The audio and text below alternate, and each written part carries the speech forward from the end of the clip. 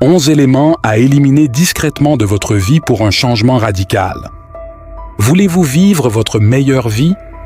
Beaucoup de gens pensent qu'ils doivent en faire toujours plus pour vivre une belle vie. Cependant, l'inverse est vrai. Vous avez besoin de moins de choses toxiques dans votre vie. Nous allons passer en revue 11 éléments que vous devriez éliminer tranquillement de votre vie. Une fois ces 11 choses supprimées, vous remarquerez instantanément à quel point votre vie s'améliore. Numéro 1. Les personnes toxiques. En amitié ou en amour, on devient les personnes avec qui on passe le plus de temps. Pourtant, beaucoup ne savent pas comment mettre fin à de mauvaises relations.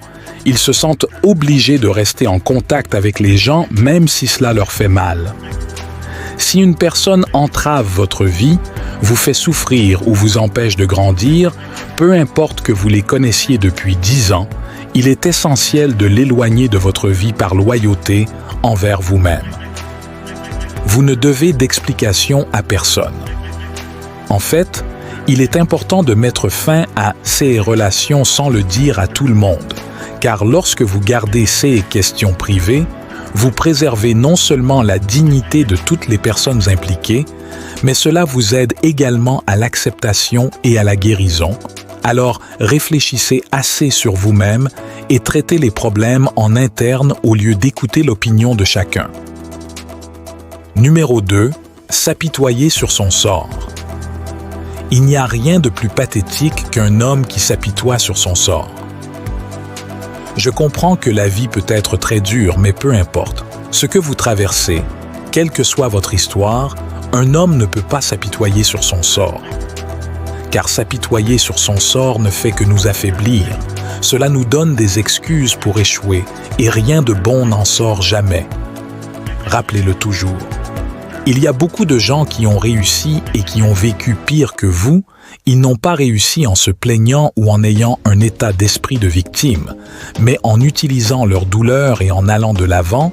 Donc, au lieu de vous apitoyer sur votre sorte, utilisez votre douleur et levez-vous.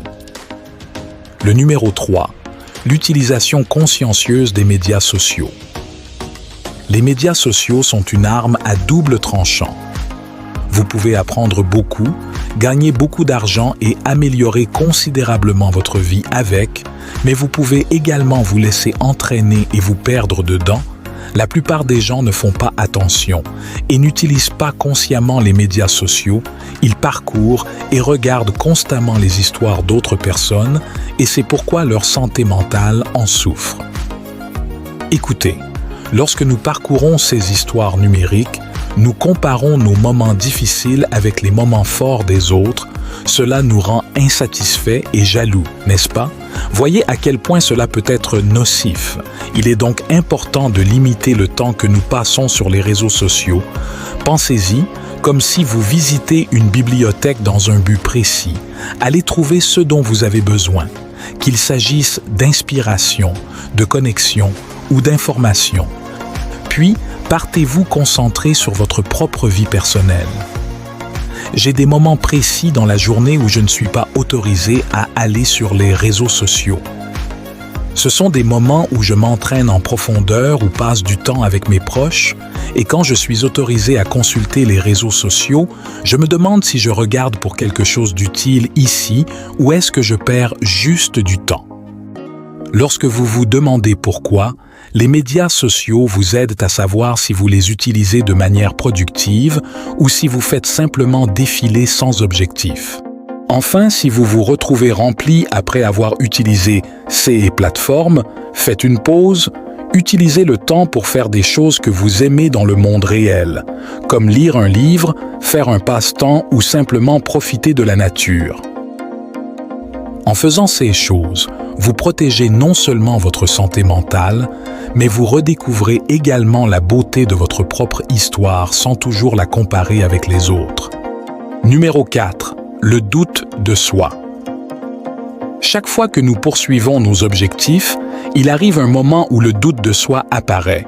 Ce doute de soi peut détruire notre confiance et nous éloigner de plus en plus de la réalisation de nos objectifs.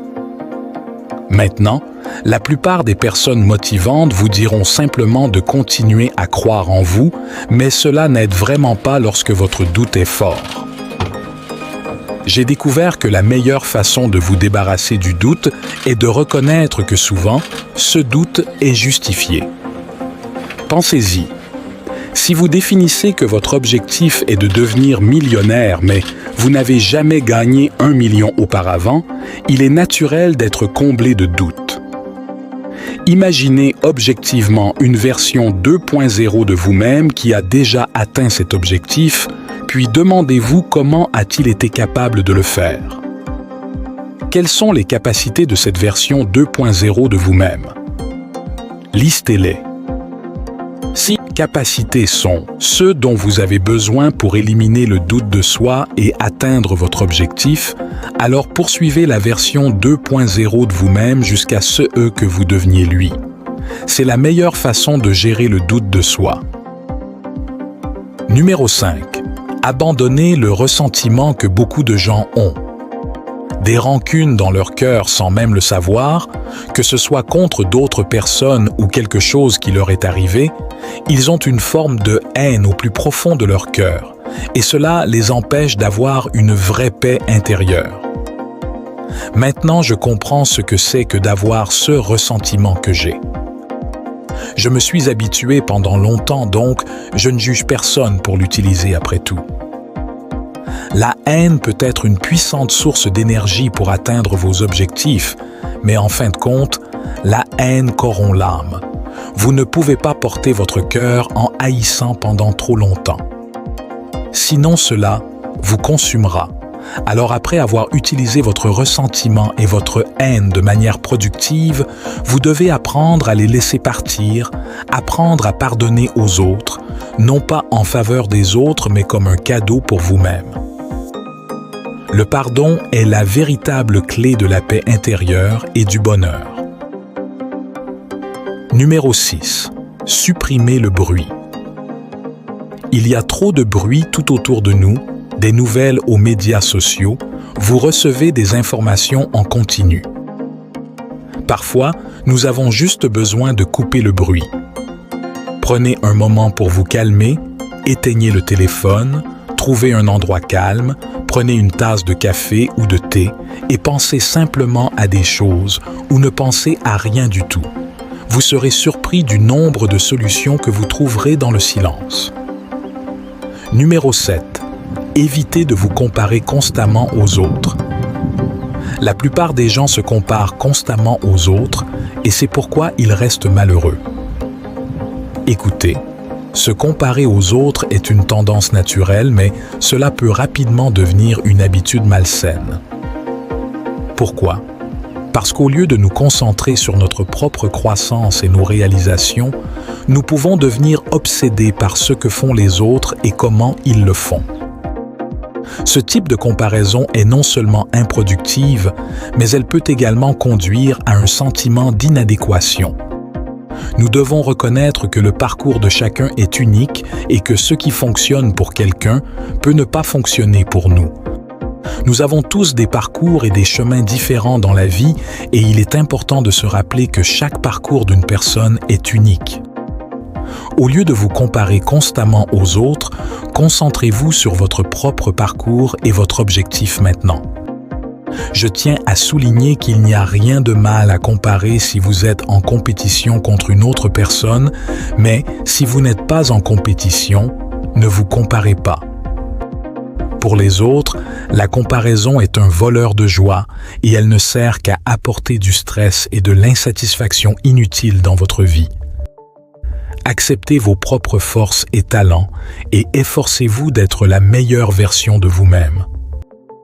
Rappelez-vous que le succès et le bonheur ne se mesurent pas par la façon dont vous vous situez par rapport aux autres, mais par la façon dont vous êtes épanoui et satisfait de vos propres réalisations. Alors, concentrez-vous plutôt sur votre propre croissance personnelle. Numéro 8. Évitez les commérages.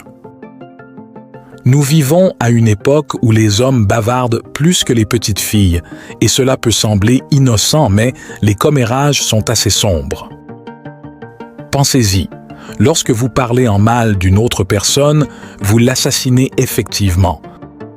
Vous ne l'assassinez peut-être pas au sens physique en lui ôtant la vie, mais vous assassinez son personnage. Assassiner le personnage de quelqu'un crée des perceptions négatives de la part de ceux qui l'entourent, qui acceptent souvent les ragots qu'ils ont entendus comme étant la vérité, en plus de ces mots négatifs qui se propagent comme une traînée de poudre. Aussi basique que cela puisse paraître, avant de parler de quelqu'un, demandez-vous simplement « Est-ce que je voudrais qu'on dise cela à mon sujet ?» Si la réponse est non, gardez la bouche fermée même lorsque tous les autres autour de vous bavardent, ne les rejoignez pas. Entourez-vous plutôt de personnes qui valorisent la positivité et l'authenticité dans les interactions ensemble. Vous pouvez créer une culture de conversation respectueuse et productive qui vous aideront à passer au niveau supérieur dans la vie. Numéro 9. Ne pas attendre le moment parfait. En ce qui concerne l'attente du moment parfait, beaucoup trop de gens attendent une occasion idéale pour chaque aspect de leur vie.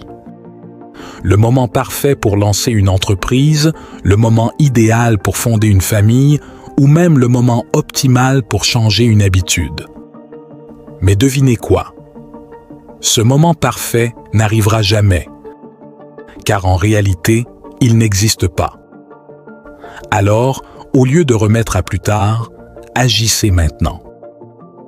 Faites ce que vous devez faire sans hésiter. L'action immédiate est souvent la clé pour avancer et réaliser vos ambitions. Numéro 10. Ne vous prenez pas trop au sérieux. Lorsqu'il s'agit d'atteindre vos objectifs, il est crucial d'être discipliné et sérieux. Cependant, il est tout aussi important de s'accorder des moments de rire et de profiter du parcours. Le rire est bénéfique. Il réduit le stress et apporte de la joie, vous rend plus énergique et détendu, des atouts précieux pour la réalisation de vos objectifs. Bien sûr, il y aura des périodes où une grande rigueur et sérieux seront de mise et c'est parfaitement approprié.